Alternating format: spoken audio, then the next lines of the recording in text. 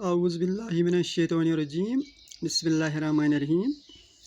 प्यारे बच्चों, हमारा मज़मून डाक का अनोखा टिकट जो हमने कल इख्तिताम पर किया था, और आज हम इसी सबक के सवाल व जवाब पढ़ेंगे।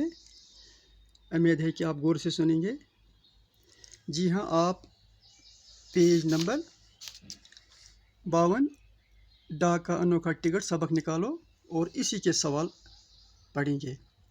आप सुनो, मैं पढ़ूँगा। प्यारे बच्चों, आज तारीख 26 मई, जमात 7वीं, मज़मून उर्दू, मौजू डाक का अनोखा टिकट। सवाल नंबर 1, बड़े लोगों के नाम डाक टिकट क्यों जारी किए जाते हैं? यानी बड़े लोग जो हैं, इनके नाम पर डाक टिकट क्यों जारी किए जाते हैं? इसका जवाब, बड़े लोगों के नाम डाक टिकट इनके यादगार के तौर पर जारी किए जाते हैं। इस तरह इन लोगों की इज्जत अफजाई भी होती है। सवाल नंबर 2, हाजी का मामूल क्या था? यानी आपने पिछले सबक में पढ़ा है, हाजी एक कुत्ते का नाम है। हाजी का पूरा सबक आपने पढ़ा, मुझे उम्मीद है कि आपको याद होगा। इसीलिए इसी हाजी के, इसी कुत्ते के बारे में सवाल जवाब है। हाजी का मामूल क्या था? यानी कि हाजी का रोज़मर्रा मामूल क्या था, वो क्या करता था? हाजी का मामूल सुबह रेलवे स्टेशन पर आना और अपने मालिक का इंतज़ार करना था, और जब मालिक वापस आता तो हाजी इसके साथ घर चले जाता। हाजी ने मालिक के इंतकाल के बाद भी ये मामूल बरकरार रखा। वो 10 साल तक इसी तरह अपने मालिक का इंतज़ार करता रहा। सवाल नंबर 3, जापान के लोग, फिर पढ़ूंगा मैं, जापान के लोगों ने हाजी का मुजस्समा क्यों बनवाया? इसका जवाब, हाजी इंतहाई वफादार कुत्ता था।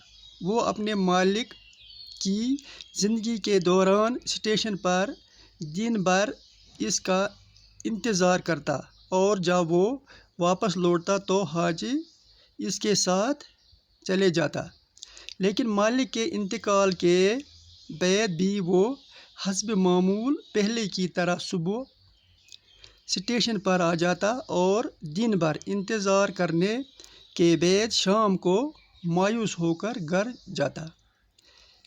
इसलिए ये अमल 10 साल तक जारी रखा।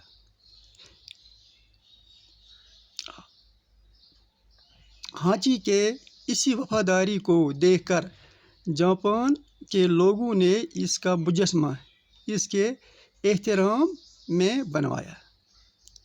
सवाल नंबर 4, जापानियों के गीतों और नज़्मों में किसका नाम ज़्यादा है?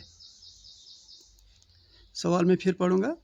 जापानियों के गीतों और नज़्मों में किसका नाम ज़िंदा है? जवाब, जापानियों के गीतों में नज़्मों में हाजी का नाम ज़िंदा है।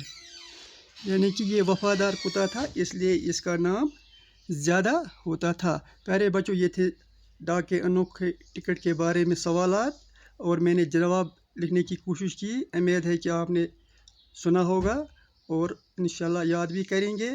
तो यही था आज का हमारा सबक। कल फिर इंशाल्लाह नए मौज़ू में फिर मिलेंगे।